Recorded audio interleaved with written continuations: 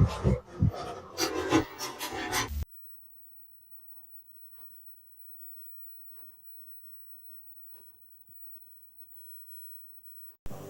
next on the update, we'll show you why you may soon see more vicious attacks by young women like the one in Hart Plaza. Also, Hollywood is mourning the loss of another star to cancer. And a warning for drunk drivers in one state that they won't soon forget. Join us for those stories and more on 7's Action News Update next. Tonight, new details on whether officers were overwhelmed or ignoring their duty during the assault at the fireworks. Hollywood mourns after losing another star to cancer.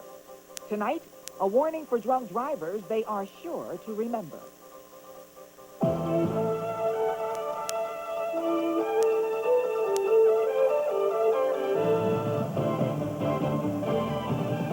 Good evening, everyone. Here's what's happening tonight. Perhaps their hands are tied. That's one possible explanation tonight for why some police officers were reluctant to get involved in the brutal melee that exploded downtown last Friday. The department tonight is investigating the alleged inaction of cops who were on patrol at the fireworks display when two white women were beaten by a roving gang of black teenagers. The attacks were caught on videotape. There are also a flurry of other reports of violence with racial overtones. And in each case, the victims complained that police did nothing to help them. Tonight, one retired inspector tells Channel 7 News that cops on duty in a crowd of more than 1 million people are between a rock and a hard place.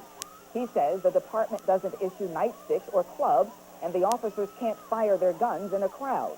So, if they jump into the fray with their fists, the end result could be a lawsuit or perhaps suspension for use of excessive force.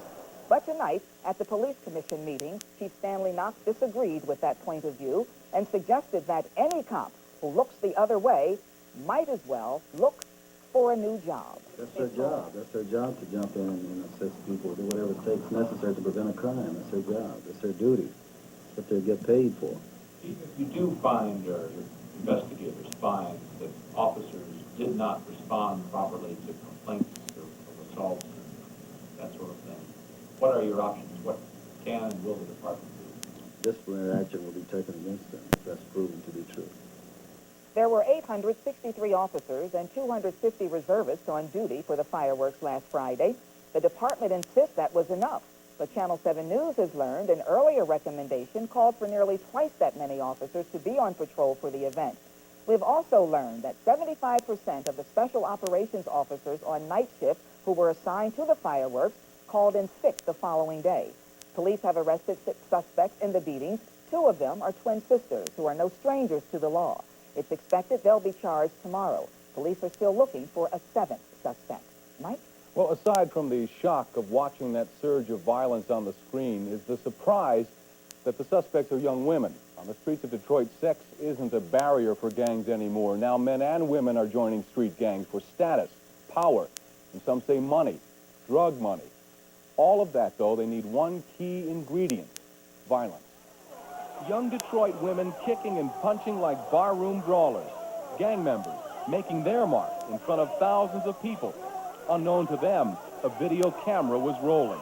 What we saw was mean, was ugly, was brutal, and I know of no justification whatsoever that could be brought forth by anyone that would make that acceptable.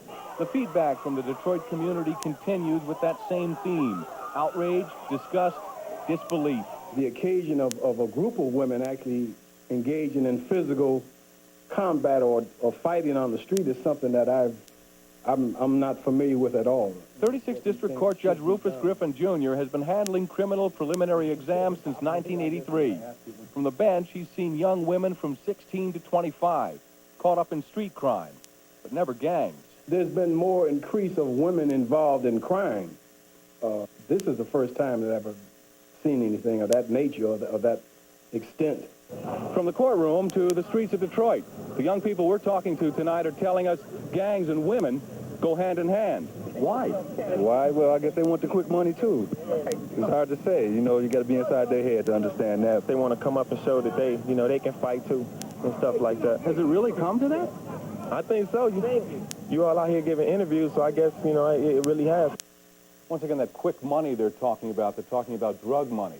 And the feeling in the courts and the streets apparently is the same. Women connected with gangs and drugs is a sign of the times. One teen telling me tonight somebody better do something because young women are joining gangs to belong and, in some cases, survive.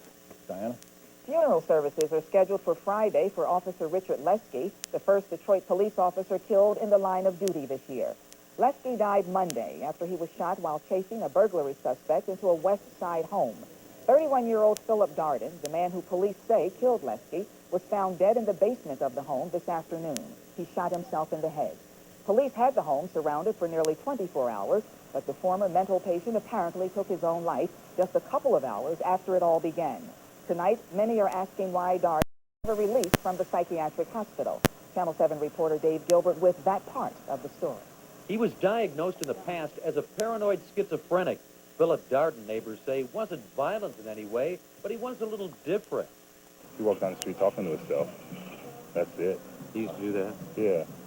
You thought he was just a little strange? Yeah, you know, we all knew he had just got out of, a hospital. Darden was committed here to the Northfield Psychiatric Hospital back in 1984, finally released 4 years later in 1988. And officials here say, like all the other patients released, he had to meet certain criteria. That is that they have given evidence that their symptoms are under control and that they're able to handle themselves in the community. But obviously, it doesn't work all the time. Some people, like Mr. Darden, who was released from here, can't handle it on the outside world. Well, that's an iffy question. He was released 3 years ago. So in 3 years, a number of things could have happened in that person's life. The big question, is there any way of preventing other former mental patients from turning to violence? Many Northville patients released, says Dr. Brown, are put on medication and sent to community follow-up programs. The problem is, you can't just pick people up because they were a former mental patient at this hospital. So people have a right to not go to treatment in the community. the bottom line of the story, say hospital officials, unfortunately, there isn't a magical test you can give a patient before releasing him, guaranteeing that he won't become violent in the future. In Northville, I'm Dave Gilbert, Channel 7 Action News, reporting. There wasn't as much violent crime in Detroit during the first 4 months of this year compared to last year. New stats from the police department tonight indicate there were 22 fewer murders and 57 fewer rapes. Reports of aggravated assault and burglary also decreased, but the numbers for robbery and larceny increased, along with auto theft, which jumped nearly 9%.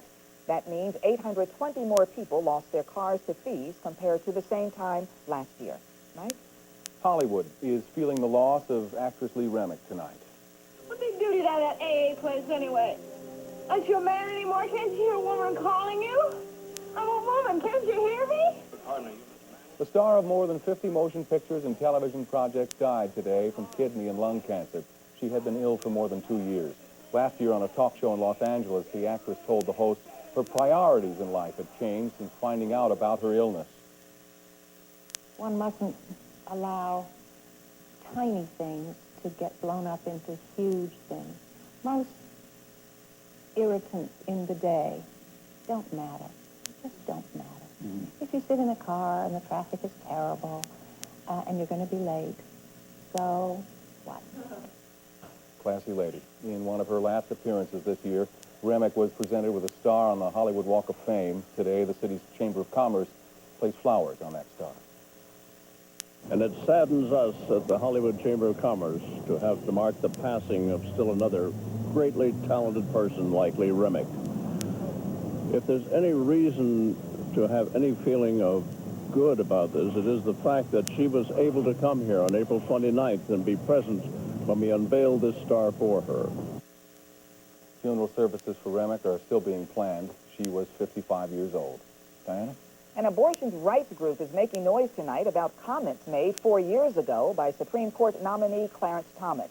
In 1987, Thomas praised an essay that denounced the Roe v. Wade decision, which legalized abortion. The essay by conservative scholar Louis Larman attacked Roe v. Wade as conflicting with the Declaration of Independence and the Constitution. Thomas called it, quote, a splendid example of applying natural law, end of quote. Meanwhile, tonight, an ABC News poll shows the majority of those surveyed think Thomas is a good choice to fill the spot left by Justice Thurgood Marshall. 60% of the more than 500 people polled are glad the president nominated a conservative to the high court. But the National Abortion Rights Action League is calling on the Senate to reject the nomination unless Thomas publicly declares his support for Roe v. Wade. A fast-moving apartment fire has left at least a dozen people homeless tonight on the west side of Detroit. Now, the blaze apparently started in a bedroom on the top floor of a building at the Roanoke apartment complex at Fullerton and Memorial. No one was hurt, but the top floor was gutted. Fire investigators are now working to find out what sparked that blaze. Diana? And still ahead on the update, an investigation into sexual abuse at a daycare center is growing as more parents become concerned